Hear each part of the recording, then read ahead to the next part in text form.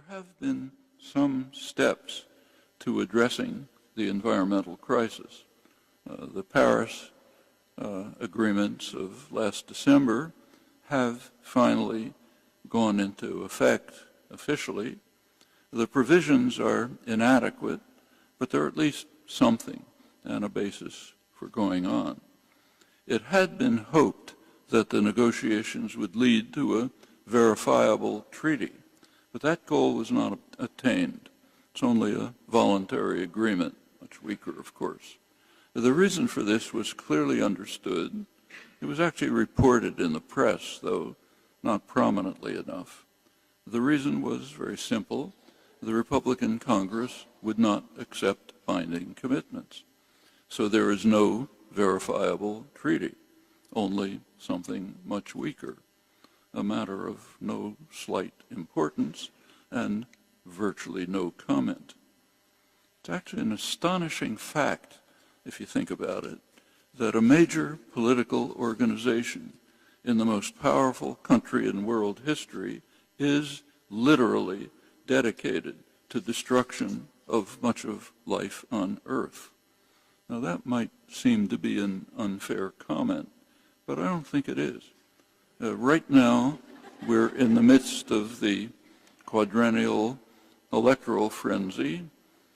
Think about the Republican primaries, which recently ended. In the Republican primaries, every single candidate denied the facts about climate change. There was one exception, the guy who was supposed to be the sensible moderate, John Kasich.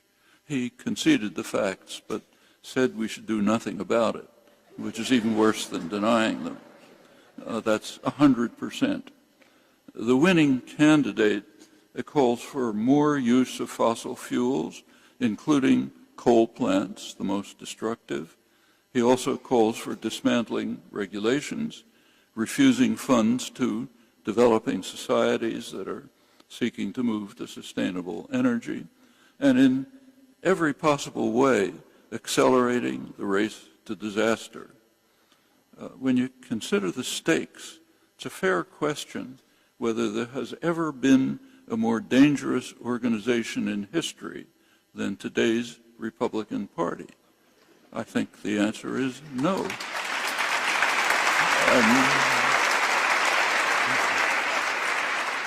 And worse still, there is no commentary on this. Right through the primary campaign, very little since. That astonishing blindness as the Lemmings march to the precipice, in fact, extends well beyond. So in the past few years, there's been extensive and typically euphoric coverage of the prospects for 100 years of energy independence, given new technology for exploiting fossil fuels. Occasionally there's comment on the local impact of fracking, but scarcely a comment, if you can even find one in fact, and pointing out that the euphoria amounts to an enthusiastic call for the sixth extinction to swallow us up at will. Similarly, the growing threat of nuclear disaster barely elicits a mention. The two most important questions in human history on which the fate of the species depends are virtually missing from the extensive commentary on choice of leader for the most